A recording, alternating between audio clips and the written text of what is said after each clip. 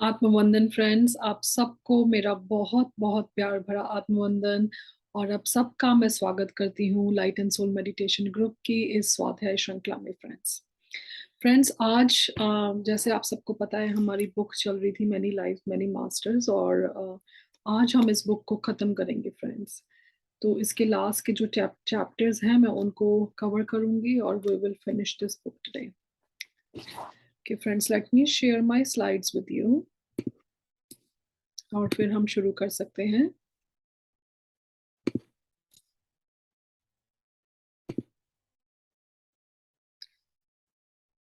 So friends, ये जो chapter 10 है ये शुरू होता है यहाँ पे कैथरीन डॉक्टर वाइस के ऑफिस में आती हैं और ये सेशन शुरू होता है। वो अपना एक ड्रीम बताती हैं। वो कहती हैं कि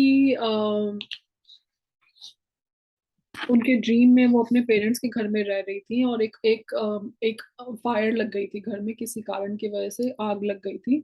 लेकिन वो जो थी वो पूरे कंट्रोल में थी। जब घर में आग लगी वो पूरे कंट्रोल में थी, वो सबको हेल्प कर रही थी घर से बाहर निकालने के लिए। लेकिन उनके जो फादर हैं वो अपने ड्रीम में देखती है, जो उनके फादर हैं वो उनको मतलब उनको कुछ फर्क ही नहीं पड़ रहा था, कोई अर्जेंसी नहीं थी कि हाँ कि घर में आग लग गई है, जैसे हम कहते हैं अरे भागो बाहर भागो, हम सबको सेव करने के लिए करते हैं। वो कहती हैं कि मैंने अपने फादर को देखा उस ड्रीम में, उनको कोई फर्क ही नहीं पड़ रहा था। लेकिन वो जो है वो सबको कोशिश कर रही थी कि सबको बाहर निकालें और सिचुएशन को कंट्रोल में करने की कोशिश कर रही थी। तो वो कहती हैं कि मैंने अपने फादर को जल्दी से बाहर निकाला। और लेकिन जब वो बाहर गए तो उनको फादर को याद आया कि उन्होंने वो कुछ घर में भूल आए हैं, और उन्होंने खुद जाने की बजाय कैथरीन को बोला कि तुम अंदर जाके वो चीज लेकर आओ। और कैथरीन अंदर जाती भी हैं और एक कुछ ऑब्जेक्ट लेकर आती हैं। वो ऑब्जेक्ट क्या था वो कैथरीन को नहीं याद था फ्रेंड्स। और लेकिन यहाँ पर जो है जब वो अपना ड्रीम बताती हैं डॉक्टर वाइस को, तो डॉक्टर वाइस डिसाइड करते हैं कि मैं अभी अभी हम इस ड्रीम को इंटरप्रेट नहीं करेंगे, अभी हम इसको एनालाइज नहीं करेंगे कि क्या इसका मतलब था। अभी पहले हम हिप्नोसिस सेशन करेंगे, देखेंगे कि उसमें शायद हमें इस ड्रीम के बारे में कुछ नॉलेज मिले, कुछ जानकारी मिले। तो वो कैथरीन को हिप्नोसिस के सेशन में लेकर जाते हैं। तो यहाँ पे फ्रेंड्स कैथरीन जैसे हिप्नोसिस सेशन में जाती हैं वो उन एक पास्ट लाइफ में पहुंच जाती हैं, और उस वो पास्ट लाइफ में क्या देखती हैं उसकी कोई टाइमलाइन नहीं बताई इसमें।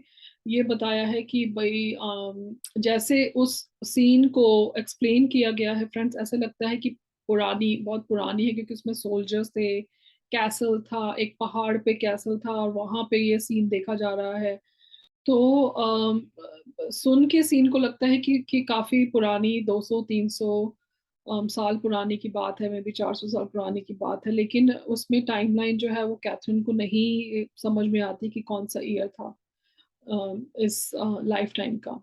तो वो देखती हैं कि इस एक कैसल में वो देखती हैं कि किसी एक छोटे से लड़के के फादर को बंदी बना लिया गया है, और उस फादर पे गलत इल्जाम लगाया गया है।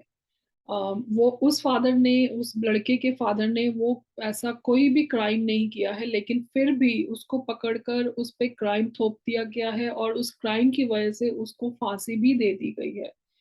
और वो देखती हैं कि इस चीज ने, इस घटना ने उस जो वो लड़का था, छोटा लड़का, उसका पूरी जो लाइफ है पूरी चेंज कर दी।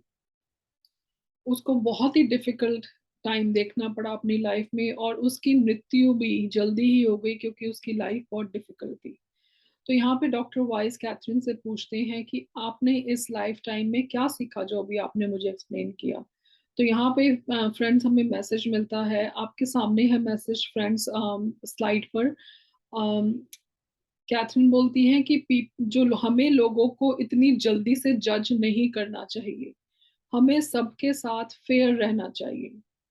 कहते हैं कि अगर हम जल्दी से जज कर लें जो कि सही नहीं है, बस फर्स्ट ऑफ ऑल तो फ्रेंड्स जज ही नहीं करना चाहिए।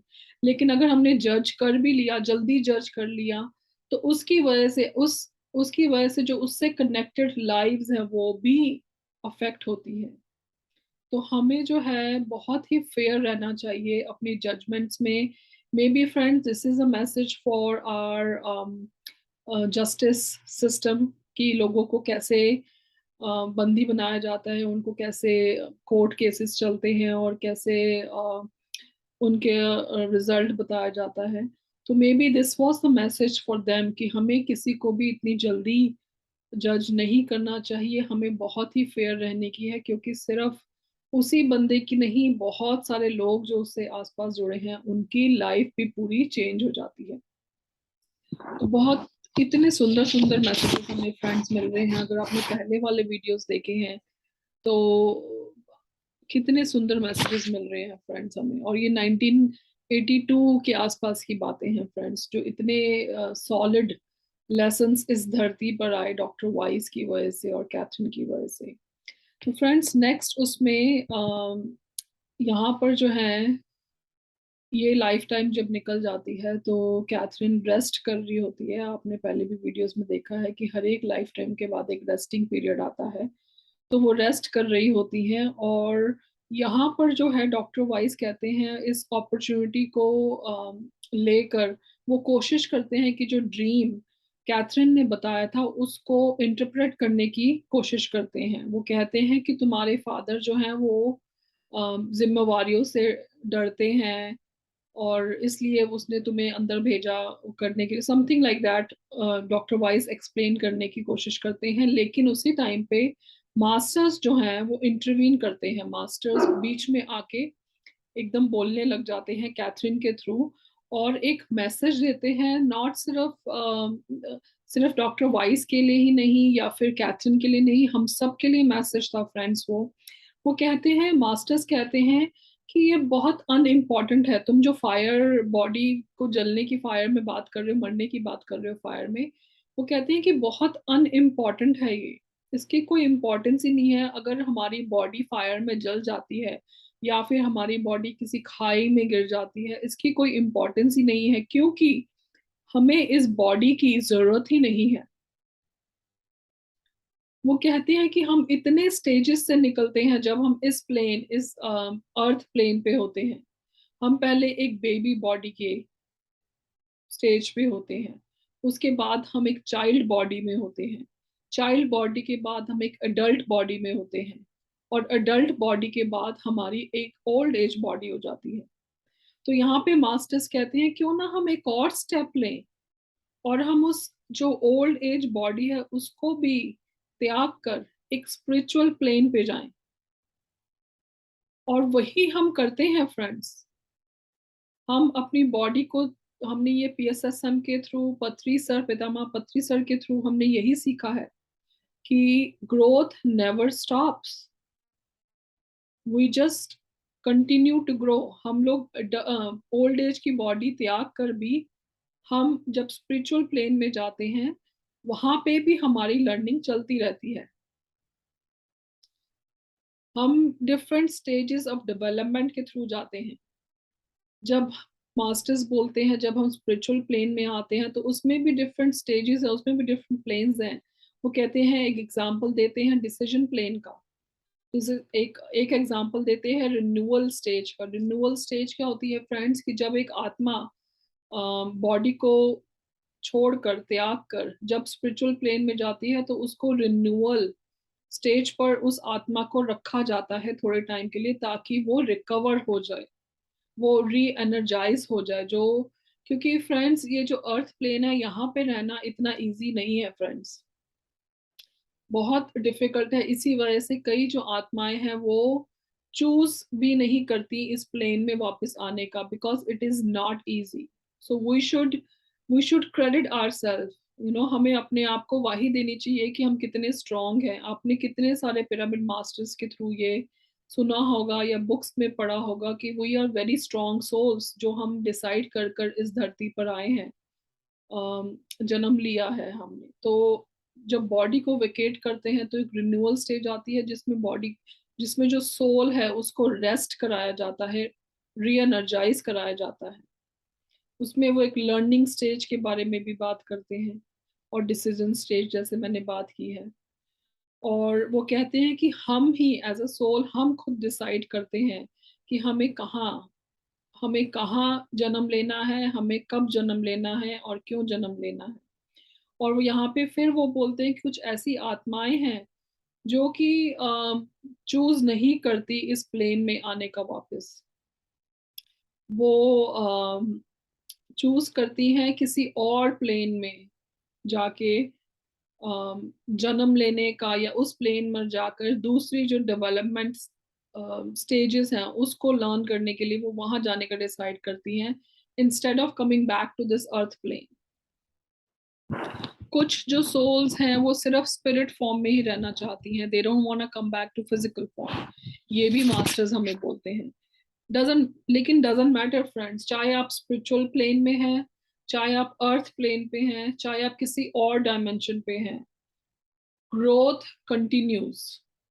ग्रोथ, कांस्टेंट ग्रोथ ग्रोथ है। हम यहाँ पर हैं सीखने के लिए, पढ़ने के लिए, आगे बढ़ने के लिए, एक्सपीरियंस लेने के लिए फ्रेंड्स। तो मास्टर्स जो है ये सही यही मैसेज दे रहे हैं फ्रेंड्स। और अचंभे वाली बात ये है फ्रेंड्स कि यही सब कुछ हमने सीखा है PSSM से, पत्री सर से, पितामह पत्री सर से। यही सब कुछ सीखा है, और यही जो मैसेजेस हैं वो 1982 में डॉक्टर वाइस को मिल रहे थे कैथरीन के थ्रू, मास्टर्स के थ्रू।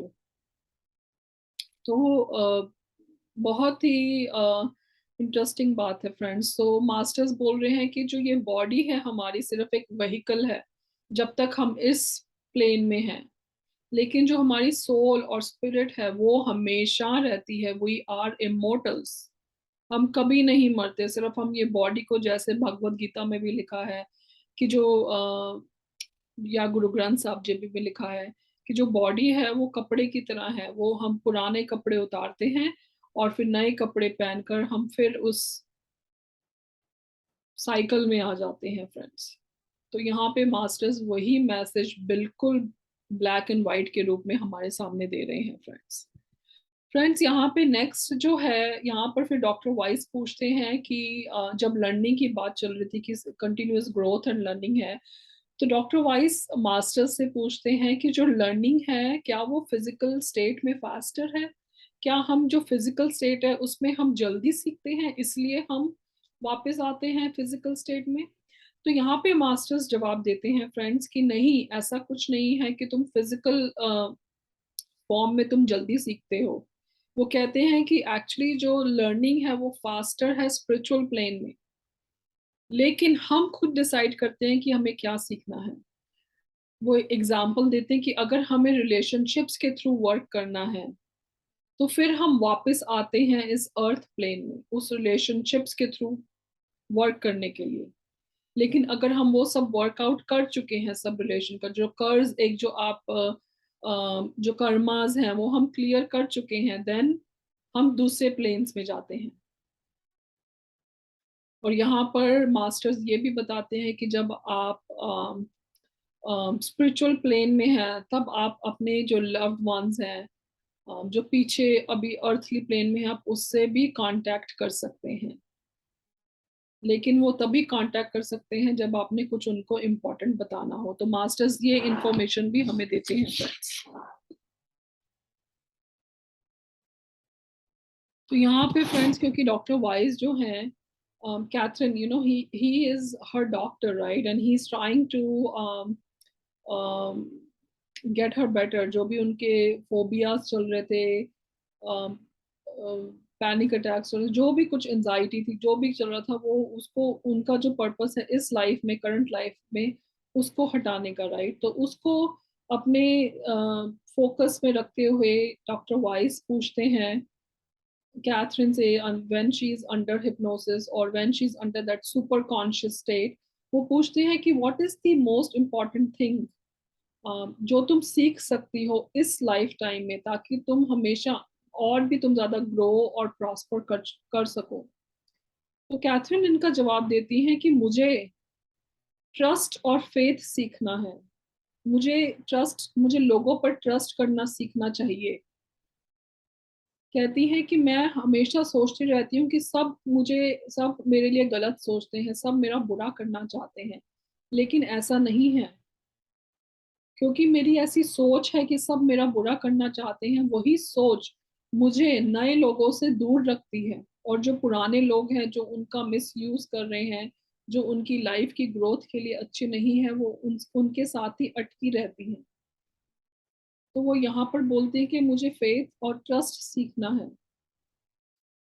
तो डॉक्टर वाइस उससे पूछते हैं कि कौन से लोग हैं जिनसे तुम्हें ब्रेक अवे करना है, जो तुम्हें आगे नहीं बढ़ने दे रहे।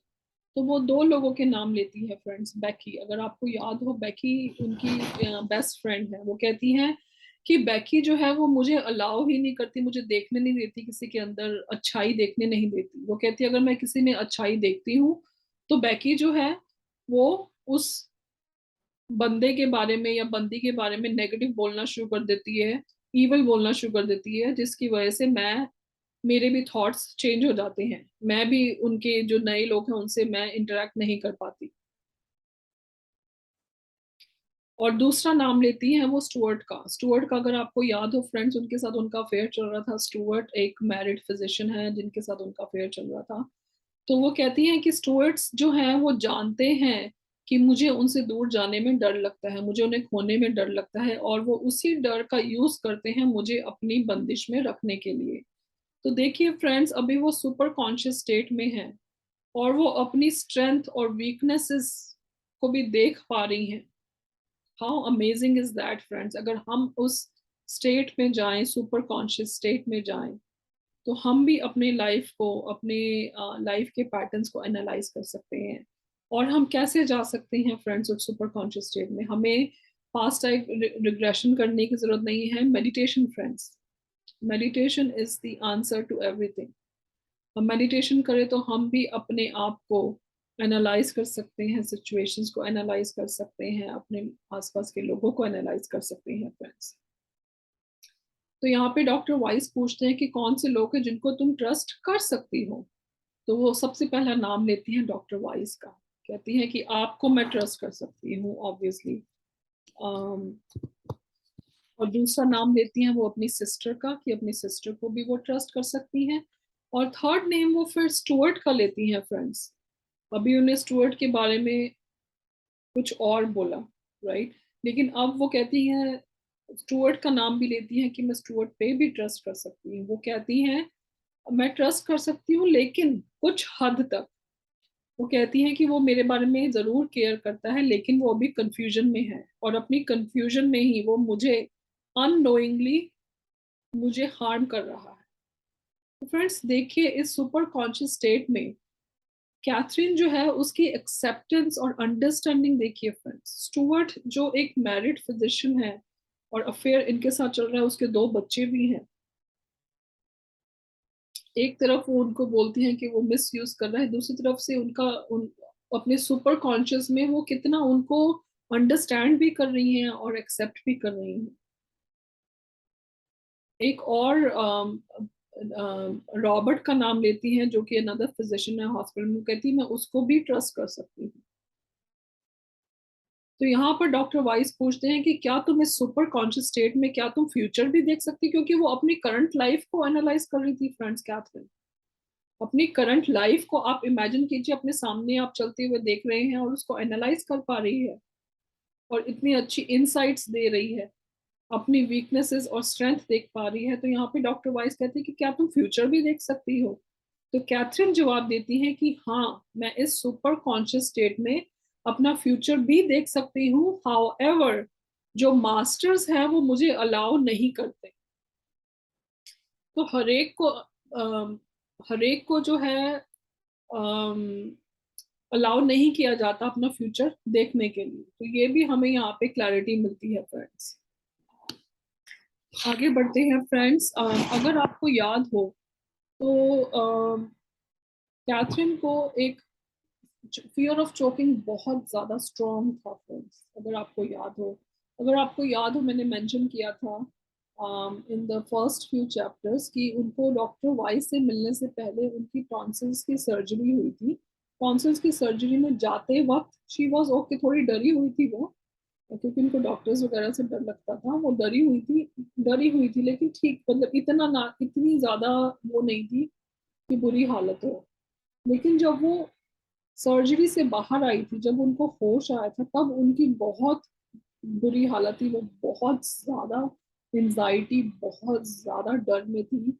और उन्होंने ये भी बताया था कि जो नर्सेस थी उनको पूरा ऑलमोस्ट पूरा दिन लग गया था उनको शांत कराते कराते। तो जब ये हिप्नोसिस में थी फ्रेंड्स अभी इस सेशन में, तो वो एक और इंसाइट देती है यहाँ पर। वो डॉक्टर वाइस को बताती हैं कि जब कोई पेशेंट एनेस्थीसिया, जब आप किसी सर्जरी के लिए जाते हैं और पेशेंट को एनेस्थीसिया दिया जाता है, उनको बेहोश किया जाता है, वो कहती है कि जो वो एनेस्थीसिया है वो बॉडी को बेहोश करता है, लेकिन जब माइंड होता है उसमें, वो पूरा एक्टिव होता है।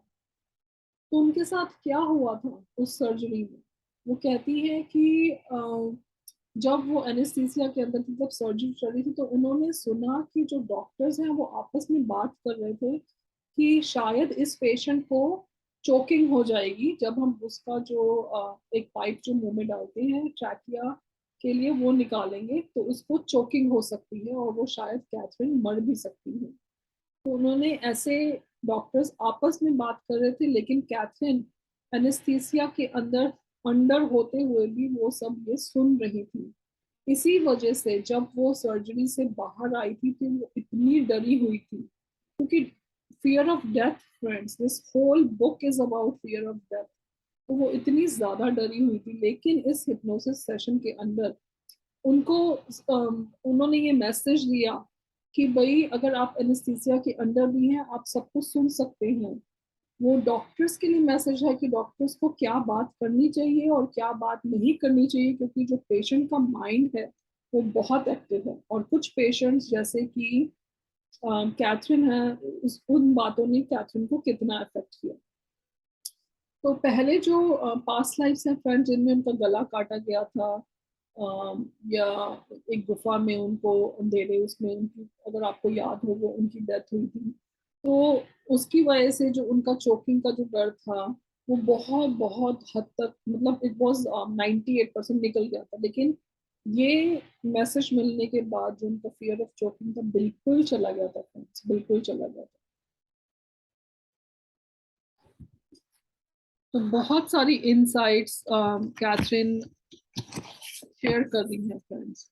यहाँ पर फ्रेंड्स कैथरीन के थ्रू मास्टर्स यहाँ पर एक बहुत बड़ा मैसेज देते हैं फ्रेंड्स। Again this is 1982।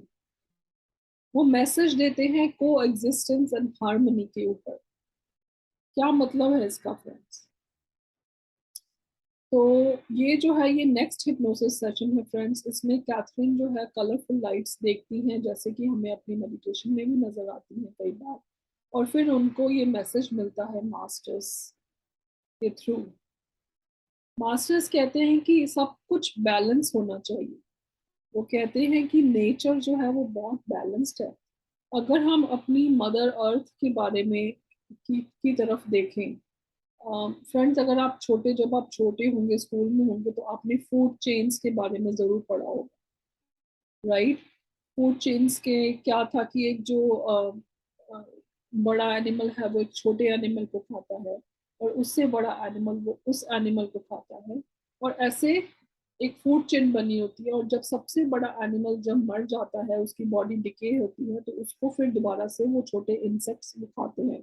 तो इट्स लाइक अ सर्कल जो कि सबको बैलेंस करता रहता है। अगर आपको याद हो, हमें सिचुएशंस बताई गई थी, अगर उसमें एक भी एनिमल की पॉपुलेशन ज्यादा हो जाती थी, जितनी होनी चाहिए, जितनी बैलेंस में होनी चाहिए, लेकिन उससे ज्यादा हो जाती थी, तो सारी फूड चेन जो है वो सारी डिस्टर्ब हो जाती थी। तो यहीं पे मास्टर्स बोल रहे हैं कि जो नेचर है वो बहुत ही बैलेंस्ड है। नेचर में एनर्जी है, लाइफ है, लेकिन रिस्टोरेशन भी है। वो कहते हैं कि एनिमल्स जो है वो हार्मनी में रहते हैं। राइट फ्रेंड्स, आपने कितनी बार सुना होगा एनिमल्स जो हैं, जब उनको भूख लगती है तभी वो किसी दूसरे जंगल में, आप देखिए कुछ डॉक्यूमेंट्स आपने देखी होगी या कहीं पे पढ़ा होगा, जब उन्हें भूख लगती है तभी वो किसी दूसरे एनिमल को मारते हैं। अगर उनको भूख नहीं लगी है तो वो उस एनिमल को नुकसान नहीं करेंगे।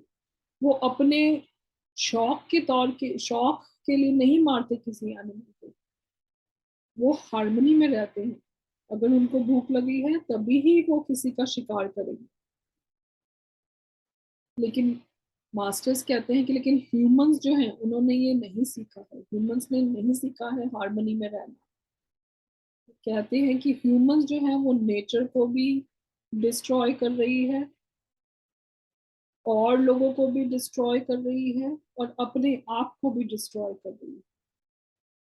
कितना हम देखते हैं सोसाइटी में फ्रेंड्स कि कितना शोषण किया जाता है लोगों का अपने मतलब के लिए, किसको जो मतलब होता है दूसरे बंदे का उसके लिए शोषण किया जाता है कि उनकी अपनी जो इच्छा है वो पूरी हो जाए, अपना जो काम है वो पूरा हो जाए। तो मास्टर्स यही कह रहे हैं कि जो ह्यूमंस हैं उन्होंने हार्मनी में रहना नहीं सीखा है, और क्योंकि अब हार्मनी में रहना नहीं सीखा है वो इसी वजह से सब कुछ डिस्ट्रॉय कर देंगे, अपने आप को डिस्ट्रॉय कर देंगे। वो ह्यूमन स्पीशी की, पूरी ह्यूमन स्पीशी की बात कर रहे हैं फ्रेंड्स। तो डॉक्टर वाइज यहाँ पे थोड़े से डर जाते हैं, हैरान हो जाते हैं थोड़े से। तो वो पूछते हैं मास्टर से कि ये कब होगा, जब वो कह रहे हैं कि जो पूरी ह्यूमन स्पीशी है वो डिस्ट्रॉय हो जाएगी। तो डॉक्टर वाइस कहते हैं कि ये कब होगा, क्योंकि he wanted to know the timeline. तो मास्टर्स कहते हैं कि अगर ये ऐसे ही चलता रहा तो ये जल्दी होगा। कहते हैं कि नेचर जो है वो सरवाइव कर जाएगा, प्लांट सरवाइव कर जाएंगे, लेकिन जो हम हैं ह्यूमन स्पीशी है वो सरवाइव नहीं करेगी अगर ऐसे ही चलता रहा तो डॉक्टर वाइस कहते हैं कि ये जो डिस्ट्रक्शन है क्या ये हमारी लाइफ टाइम में होगी, जो डॉक्टर वाइस अपनी लाइफ टाइम की बात कर रहे हैं कि उसी में होगी, क्या हम कुछ कर सकते हैं इसको रोकने के लिए। तो मास्टर्स कहते हैं कि हमारी लाइफ टाइम में नहीं होगी, हम किसी और प्लेन में होंगे, किसी और डायमेंशन में होंगे उस टाइम पे, लेकिन हम देखेंगे ये डिस्ट्रक्शन होते हुए और हम उससे सीखेंगे। और वो कहते हैं कि अगर तुम्हें इस डिस्ट्रक्शन को रोकना है, in order to stop the destruction you must reach out to everyone, but you can not. हर एक सिंगल बंदे को हम रीच आउट नहीं कर सकते, उनको नहीं सिखा सकते, उनको अवेयरनेस की सिचुएशन में नहीं ला सकते। ये मास्टर्स कह रहे हैं। कहते हैं कि लेकिन हम इससे सीखेंगे, और जब वो सोल्स प्रोग्रेस होंगी, जब इस डिस्ट्रक्शन के निकलने के बाद जब वो सोल्स प्रोग्रेस होंगी, वो जब पीस में होंगी, शांत होंगी, लेकिन इस प्लेन में नहीं, कहीं और किसी और डायमेंशन में, तब उन्होंने जो ये सब सीखा है तब उनको सब समझ में आएगा। तो यहाँ पर डॉक्टर वाइस फिर बोलते हैं कि हम क्या कर सकते हैं, हम क्या कर सकते हैं, मैं क्या कर सकता हूँ हेल्प करने के लिए। तो वहां पे उनको मैसेज मिलता है कि तुम्हें खुद पता है तुम क्या कर सकते हो, हमें तुम्हें बताने की जरूरत नहीं है। तो फ्रेंड्स, जो हम पीएसएसएम के थ्रू हम कर रहे हैं, जो पितामह पत्री सर ने जो इतना बड़ा आंदोलन शुरू किया, देखिए फ्रेंड्स, इट्स अमेजिंग। क्यों किया है फ्रेंड्स? वो धरती माँ के लिए ही किया है कि हमें धरती माँ की जो फ्रिक्वेंसी है बढ़ानी है। और वो कैसे बढ़ाएंगे फ्रेंड्स? अपनी फ्रिक्वेंसी बढ़ा। तो ये मैसेजेस जो हैं फ्रेंड्स कितने सालों से हमारे सामने अर्थ प्लेन में आ रहे हैं, जो हमें पता ही नहीं थे, हम अवेयरनेस में ही नहीं थे। थैंक्स टू पितामह पत्री सर कि हम, जो हमारी नींद थी, हम उससे जाग रहे हैं। And I really really hope friends कि हम कुछ कर पाए इस धरती माँ के लिए। फ्रेंड्स, इसके बाद जो है मास्टर्स एक और मैसेजेस देते हैं फ्रेंड्स। वो कहते हैं कि जो स्पिरिचुअल प्लेन है उसमें 7 प्लेन्स हैं, जिसमें से सोल्स को निकलना पड़ता है। इसमें से कुछ प्लेन्स की उन्होंने यहाँ पे बात की है जो मैं आपके सामने लेके आती हूँ। Plane of recollection, the first one is, आप ऑर्डर में मत लीजिए फ्रेंड्स, मेरे को नहीं पता है, उन्होंने ऑर्डर में बात नहीं की है, so I am not gonna say कि ये ऑर्डर में है। मैं सिर्फ प्लेन्स के बारे में आपको इंफॉर्मेशन दूंगी। वो कहते हैं कि एक जो प्लेन है वो है प्लेन ऑफ रिकलेक्शन, जहां पर कि आपको अपने थॉट्स जो है उसको कलेक्ट करने के लिए टाइम दिया जाता है। आपको जो अभी लाइफ आपकी जो बीती है उसको देखने के लिए, उसको एनालाइज करने के लिए, उसको स्टडी करने के लिए टाइम दिया जाता है। वो कहते हैं कि जो हायर सोल्स हैं उनको पूरी हिस्ट्री दिखाई जाती है, लेकिन जो लोअर सोल्स हैं, जो कि यंग सोल्स हैं, उनको सिर्फ उनकी लाइफ टाइम दिखाई जाती है जो भी निकली है। यहाँ पर फ्रेंड्स वो sort of law of Karma की बात करते हैं मास्टर्स। वो कहते हैं कि हमारे कर्ज होते हैं दूसरी सोल्स को लेकर, जो कि हमें चुकाने ही पड़ते हैं, और अगर हम ना चुकाएं तो हमें उनको अगली लाइफ टाइम में लेकर जाना पड़ता है। वो कहते हैं कि अगर कुछ किसी वजह से तुम्हारी जो लाइफ है अब्रप्टली खत्म हो गई, जैसे कि कोई एक्सीडेंट हो गया या कुछ हो गया, तो तुम्हारी लाइफ अब्रप्टली खत्म हो गई, तो तुम्हें इस प्लेन ऑफ रिकलेक्शन में जाकर वहां पर वेट करना पड़ेगा। किसका वेट करना पड़ेगा? उस आत्मा का जिससे जिसको तुम्हें वो कर्ज चुकाना था। उस आत्मा जो अभी भी धरती की प्लेन में है, उसका तुम्हें वहां पर बैठकर वेट करना पड़ेगा कि वो आत्मा वापस आए, और फिर तुम आपस में फिर बात करके कॉन्ट्रैक्ट करके फिर तुम एक जो सूटेबल टाइम है जिसमें तुम दोनों, क्योंकि वो आत्मा जब स्पिरिचुअल प्लेन में आएगी, प्लेन ऑफ रिकलेक्शन, उसको उसकी भी पूरी साइकिल होती है कि उसको पहले रेस्ट कराया जाएगा, फिर डिफरेंट प्लेन से निकाला जाएगा, तो एक सूटेबल टाइम ढूंढकर फिर तुम उसी आत्मा के साथ दोबारा से तुम जन्म लेते हो अपने जो कर्ज है उसको चुकाने के लिए। लेकिन तब तक तुम्हें इस प्लेन ऑफ रिकलेक्शन में वेट करना पड़ेगा। लेकिन हम ही सोल्स ही डिसाइड करती हैं अगेन फ्रेंड्स कि हमें कब रिटर्न करना है, और कौन सी जो डेप्थ है, कौन सी डेप्थ है उसको चुकाने के लिए, कौन सी डेप्थ को हम चुकाएंगे इस लाइफ टाइम में, हम खुद ही सिलेक्ट करते हैं फ्रेंड्स।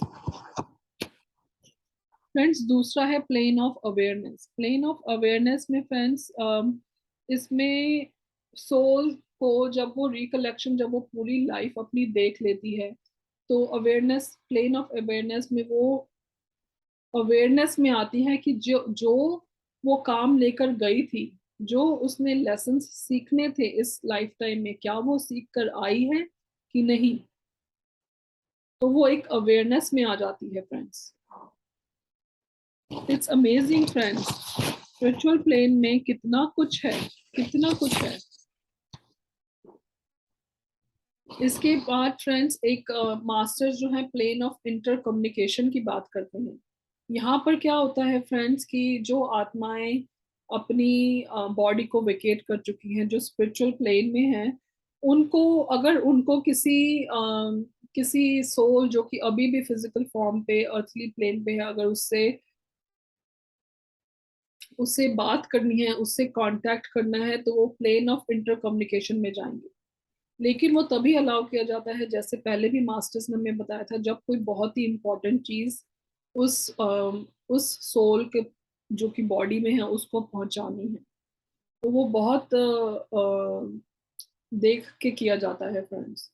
और यहाँ पे मास्टर्स ये भी बताते हैं कि बहुत सारे तरीके हैं जिससे कि आप कांटेक्ट कर सकते हैं आपके लव्ड वंस को।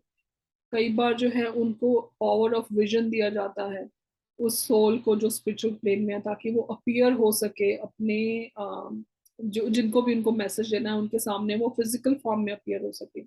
समटाइम्स उनको पावर ऑफ मूवमेंट दी जाती है कि वो कोई चीज को मूव करके, जैसे कई बार आपने सुना होगा, कई बार फोटो जो है मूव हो जाती है, समथिंग आपने मूवीज में देखा होगा या डॉक्यूमेंट्रीज में देखा होगा, तो उनको पावर ऑफ मूवमेंट दी जाती है कि तुम मूव करके भी तुम दिखा सकते हो कि मैं यहीं पर हूँ, आई एम राइट हियर। तो बहुत सारे तरीके हैं, कई बार आप थॉट के फॉर्म में कर सकते, ड्रीम के फॉर्म में कर सकते हो, बहुत सारे तरीके हैं मास्टर्स यहाँ पर बोलते हैं। लेकिन सारी सोल्स इस प्लेन ऑफ इंटर कम्युनिकेशन में नहीं जाती, सिर्फ वही सोल्स जाती है जिनको कोई बहुत ही इंपॉर्टेंट मैसेज देना हो, जो कि वो नहीं दे पाए because of abrupt stop in in their life time. दूसरी बात करते हैं फ्रेंड्स, आप ये स्क्रीन पे नहीं देख पा रहे होंगे, this is plane of transition. Plane of transition में क्या बोलते हैं मास्टर्स की, इसमें तुम, इस प्लेन में तुम जब जाते हो, तुम बैठ के डिसाइड करते हो कि तुम जो तुम्हारी जो नेक्स्ट लाइफ है तुम उसमें क्या लेकर जा रहे हो।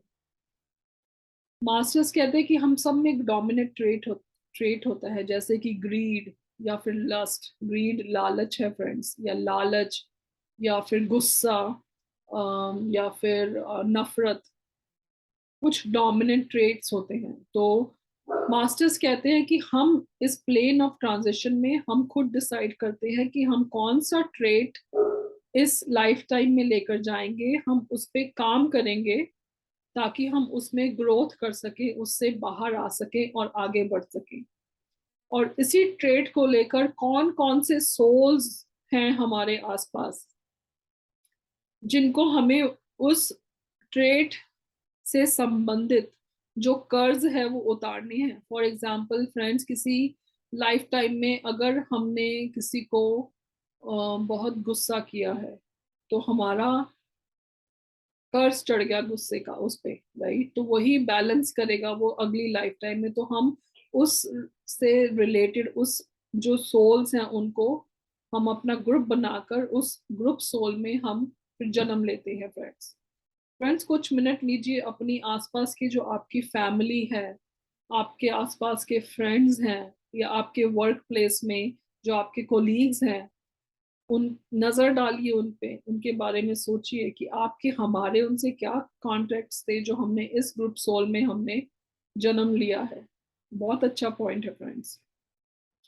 यहाँ पे मास्टर्स ये भी बोलते हैं, अगर जो हम अपने लेसन्स लेके गए थे, जो कर्ज हमने उतारने थे, अगर वो हम नहीं कर पाए हैं अपना टास्क, तो आगे वाली जो लाइफ है फ्रेंड्स वो हार्डर होएगी।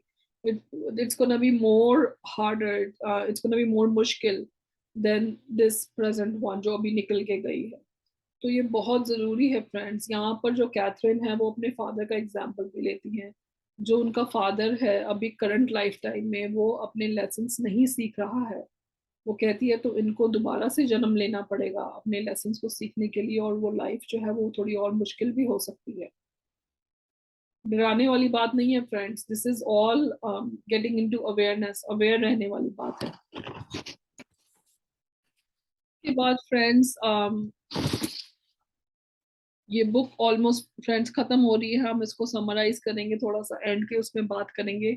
इसमें एक हिप्नोसिस सेशन में जो है फ्रेंड्स,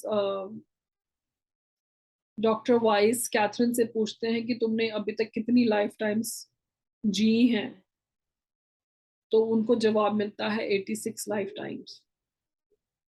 वो कहते हैं कि सारी जो लाइफ टाइम्स है वो इसी प्लेन में थी, अर्थ प्लेन में। वो कहती है नहीं, इसमें थी और देयर अदर प्लेन्स टू, लेकिन वो अभी उसके बारे में इतनी खुलासा नहीं करती हैं। तो फ्रेंड्स, ये जो है जो सेशंस हैं कैथरीन के डॉक्टर वाइस के साथ, फॉर 3.5 to 4 months ये बहुत इंटेंस चले। हर हफ्ते एक सेशन होता था, कई बार 2 सेशन भी होते थे। और इतनी लाइफ टाइम्स जो है, पूरी 86 लाइफ टाइम्स नहीं सामने आई है फ्रेंड्स। डॉक्टर वाइस बोलते हैं ओनली 10 to 12 लाइफ टाइम्स ही सामने आई हैं आउट ऑफ 86। और वो 10 to 12 जो है, जो लेटर, जो पास्ट, जो बाद की जो अपॉइंटमेंट थी वो उसमें रिपीट हो रही थी। वही लाइफ टाइम्स जो वो ऑलरेडी बात कर चुकी हैं वही बार बार रिपीट होने होने लग गई थी, कोई नई लाइफ टाइम सामने नहीं आ रही थी। और कैथरीन जो है वो इतनी बदल गई थी फ्रेंड्स, सारे जो उनके, अगर आपको याद हो, जो भी उनके ट्रॉमास थे, जो उनकी एंजाइटी थी, पैनिक अटैक्स थे, जो उनको अंधेरे से डर लगता था, पानी से डर लगता था, चोकिंग से डर लगता था, सफोकेशन से डर लगता था, वो पूरी चेंज हो गई थी फ्रेंड्स। कैथरीन की लाइफ कंप्लीटली चेंज हो गई थी। जिस हॉस्पिटल में वो काम कर रही थी, जब वो पहले सबसे डर के रहती थी, खुली नहीं होती थी, कोई उनके पास कोई खास फ्रेंड्स नहीं थे। वो एग्जाम्पल बताती है कि जब वो कैफेटेरिया में जाती थी खाना खाने के लिए, तो सारे नए नए लोग आके उनके पास बैठते थे, उनसे बात करते थे अपने आप, क्योंकि उनकी जो फ्रीक्वेंसी है इतनी हाई हो गई थी कैथरीन की, कि वो अपने आप ही लोगों को एक मैग्नेट की तरह बन गई थी, अपने आप ही लोगों को अट्रैक्ट करती थी।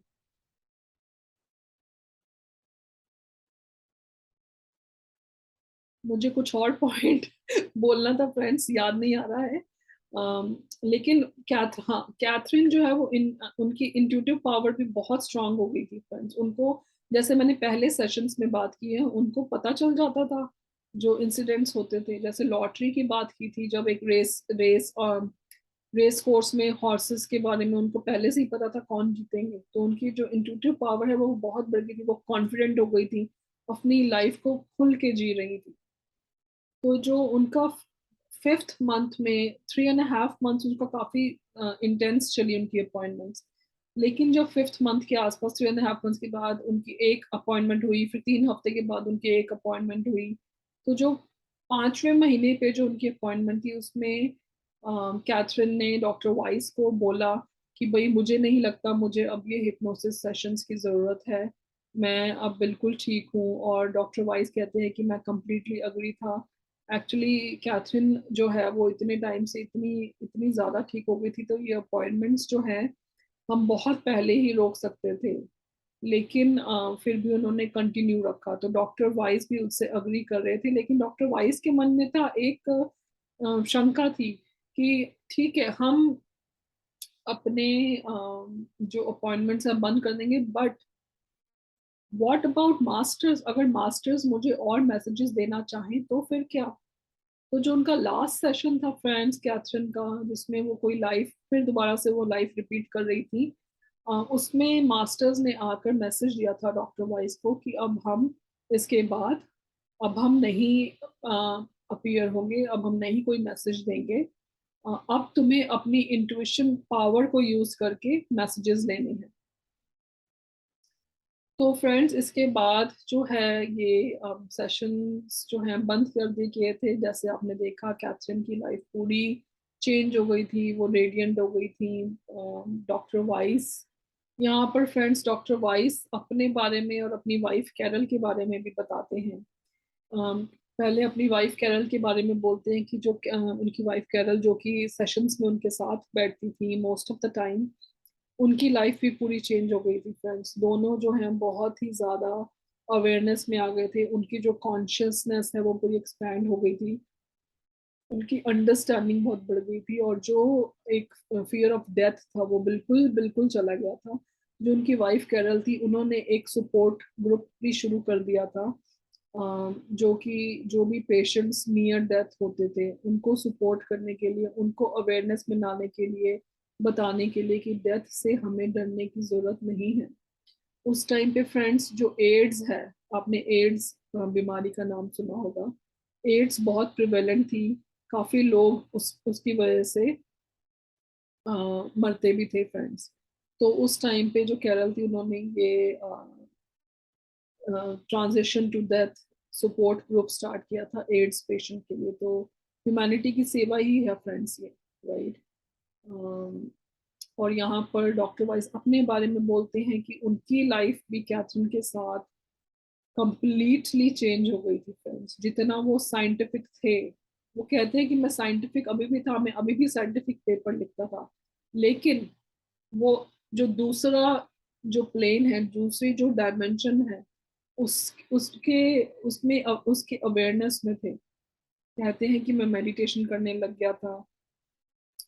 कहते हैं कि मैं जैसे पहले डॉक्टर वाइस को जो मेंटालिटी थी, मटीरियलिस्टिक मेंटालिटी फ्रेंड्स, जो वेस्ट में बहुत देखी जाती है कि मुझे अपना नाम कमाना है, पैसे कमाने हैं, वो डॉक्टर वाइस का, वो कहते हैं कि वो बिल्कुल हट गया था। अब जो उनका नेचर था it was more humanistic, service की तरफ ज्यादा उनका झुकाव था फ्रेंड्स।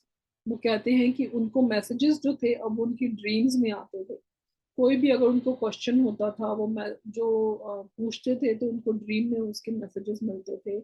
और अगर आपके पास बुक है, पीडीएफ वर्जन भी आपसे शेयर किया गया है फ्रेंड्स, तो उसका जो लास्ट चैप्टर्स है उनमें डॉक्टर वाइज ने काफ़ी जो उनके मैसेजेस हैं वो शेयर किए हैं। बहुत सुंदर है फ्रेंड्स। तो उनको मैसेजेस ड्रीम में आते थे। आई एम श्योर आप में से बहुत सारे लोगों को अपने ड्रीम में मैसेजेस आते होंगे। मुझे मेरे ड्रीम में बहुत मैसेजेस आते हैं, बहुत कुछ दिखाया जाता है। जो मेडिटेशन करते हैं फ्रेंड्स, उनको काफ़ी कुछ मैसेजेस मिलते हैं।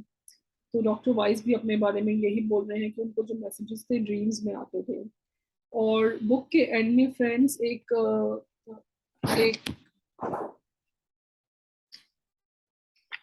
एक आफ्टर वर्ड डॉक्टर वाइज ने डाला है। उसमें डॉक्टर वाइज बोलते हैं, जो कि 2008 में बाहर आया, और डॉक्टर वाइज कहते हैं कि 2008 मतलब कि 21 साल जब बुक रिलीज हुई थी उसके बाद।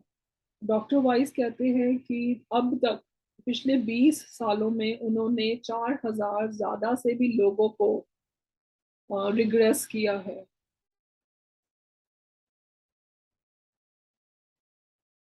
और उनके बोथ जो इमोशनल सिम्टम्स हैं या फिजिकल सिम्टम्स हैं उसमें राहत प्रदान की है।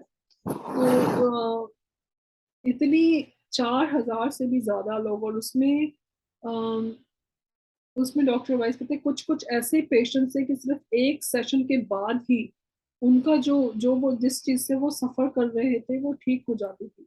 वो एक बंदे का एग्जाम्पल देते हैं कि उस बंदे को, उस पेशेंट को शार्प ऑब्जेक्ट से बहुत डर लगता था।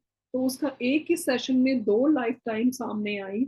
एक लाइफ टाइम में उनमें उन्होंने देखा कि किसी नेटिव अमेरिकन ने उनको तीर मारा है, तीर यहाँ पर लगा है, और इस तीर लगने की वजह से वो एक शार्प, एक जो नुकीला पत्थर था उसके ऊपर गिर गया वो पेशेंट। और उसकी नेक में बहुत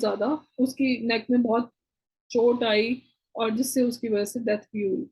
और उसी सेशन में उसने दूसरी लाइफ टाइम भी देखी जिसमें कि वो कोई किसी वॉर फ्रंट पे था और उसकी मृत्यु गला काटने से हुई थी। तो एक ही सेशन के बाद फ्रेंड्स उस बंदे का वो जो फियर ऑफ शार्प ऑब्जेक्ट्स था वो बिल्कुल निकल गया। How amazing is that friends. Doctor vice दूसरा एग्जांपल देते हैं कि एक पेशेंट था, उसको 38 ईयर से बैक प्रॉब्लम थी। लेकिन ये हिप्नोसिस सेशन करने के बाद वो अपनी life time, previous life time में गया, और उसने जाना कि क्यों उसकी बैक में दर्द है। उसने उस लाइफ टाइम में देखा कि रोमन एम्पायर में वो एक मजदूर की तरह काम कर रहा था, और किसी सोल्जर सोल्जर ने या फिर किसी रोमन एम्पायर के एम्प्लॉय ने को जो उससे ऊपर ऊपर पोजीशन में था, उसने उसकी बैक पे मार के उसकी बैक तोड़ दी थी। तो वो जो पेन है वो अभी तक कैरी कर रहा था फ्रेंड्स। तो उसकी बैक में अभी तक इस दर्द हो रहा था। और ये जब सेशन किया डॉक्टर वाइस के साथ सेशन करने के बाद, उसकी बैक जो 38 ईयर्स से खराब चल रही थी, पेन में थी इतनी ज्यादा, वो ठीक हो गई। This is a physical symptom friends, physical symptom, not an emotional symptom, physical symptom. यहाँ पे फ्रेंड्स डॉक्टर वाइस एक और एग्जांपल देते हैं। वो कहते हैं कि उनके पास कोई चाइना की सर्जन आई, मतलब इंटरनेशनल उनके पास लोग आते थे। तो चाइना की कोई सर्जन आई उनसे ये थेरेपी कराने के लिए। और वो जो डॉक्टर थी, चाइना की जो सर्जन थी, उसको इंग्लिश का नामो निशान तक नहीं आता, ABC भी नहीं आता था, बिल्कुल नहीं आती थी उसको इंग्लिश। तो जब उनका सेशन चल रहा था तो एक ट्रांसलेटर रखा गया था उस सेशन में, ताकि जो भी वो बोले अपनी चाइनीज लैंग्वेज में, वो ट्रांसलेटर उसको ट्रांसलेट करके डॉक्टर वाइस को बताए, और then doctor Weiss can you know take the process further. तो वो बोलते हैं कि क्या हुआ in the middle of the session, वो जो लेडी थी, वो जो सर्जन थी चाइना की, वो अचानक से इंग्लिश बोलने लग गई। और वो इंग्लिश बोलते बोलते, इतनी फ्लुएंट इंग्लिश बोलते, अपनी एक लाइफ एक्सप्लेन कर रही हैं कैलिफोर्निया में, जो कि अमेरिका में है। बीच के सेशन में ही वो इंग्लिश बोलने लग गई। तो जो ट्रांसलेटर थी वो कंफ्यूज हो गई, वो उस इंग्लिश को चाइनीज में कन्वर्ट करके डॉक्टर वाइस को बताने लग गई। और डॉक्टर वाइस को उसको ट्रांसलेटर को बताना पड़ा कि I can understand English, it's okay. तो वो ट्रांसलेटर भी एकदम हैरान हो गई थी, ये क्या हो गया। जिस बंदी को इस करंट लाइफ में बिल्कुल इंग्लिश का ABC भी नहीं पता है, और वो अपनी सेशन में, हिप्नोसिस सेशन में एकदम इंग्लिश में बात करने लग जाती हूँ। तो ऐसे ऐसे अमेजिंग इंसिडेंट्स फ्रेंड्स, आप इमेजिन कीजिए डॉक्टर वाइज ने ऐसे ऐसे इंसिडेंट्स कितने उन सेशंस में देखे हैं, जिसमें वो 4,000 से भी ज्यादा लोगों की पास्ट लाइफ्स देख चुके हैं, पास्ट लाइफ्स में ले जा चुके हैं और उनको ट्रीट कर चुके हैं, नॉट सिर्फ फिजिकल सिम्टम्स एंड नॉट सिर्फ emotional symptom, both. It's amazing. It's really amazing, I am really excited friends. काश कि मैं वो सब एक्सपीरियंस कर पाती, that's what I am thinking right now. It's amazing. तो फ्रेंड्स, इसी के साथ हमारा जो ये बुक है मैनी लाइव्स मैनी मास्टर्स, ये फिनिश होती है। मैं आप सबको बहुत बहुत थैंक यू बोलती हूँ। मैं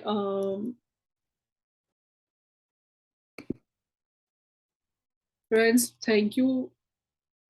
बहुत सारे एक्चुअली थैंक यूज जाते हैं। थैंक यू जाता है सबसे पहले पितामह पत्री जी को फ्रेंड्स, जिनकी कॉन्शियसनेस हमारे साथ हमेशा जुड़ी हुई है। सबसे पहले थैंक यू जाता है उनको, जो हमें इस रास्ते पर लेके आए, जिन्होंने हमें रास्ता दिखाया और हमें जगाया फ्रेंड्स। दूसरा थैंक यू फ्रेंड्स जाता है डॉक्टर वाइस को। डॉक्टर वाइस जो इतनी सुंदर बुक हमारे सामने लेकर आए। थैंक यू जाता है फ्रेंड्स कैथरीन को। थैंक यू जाता है फ्रेंड्स उन मास्टर्स को जिन्होंने इतने solid teachings messages doctor Brian Weiss से शेयर किए, और डॉक्टर ब्रायन वाइस वो सारे मैसेजेस हम सबके सामने लेकर आए। आई विश ये जो बुक्स हैं हमें स्कूल में पढ़ाई जाए। कितनी वैल्यूबल बुक्स हैं ये। और थैंक यू जाता है फ्रेंड्स मधु जी को, जिन्होंने light and soul meditation group start किया, जिसके थ्रू हम ये बुक्स आपके सामने लेकर आ रहे हैं। तो फ्रेंड्स, मैं आप सबका बहुत बहुत शुक्रिया अदा करती हूँ।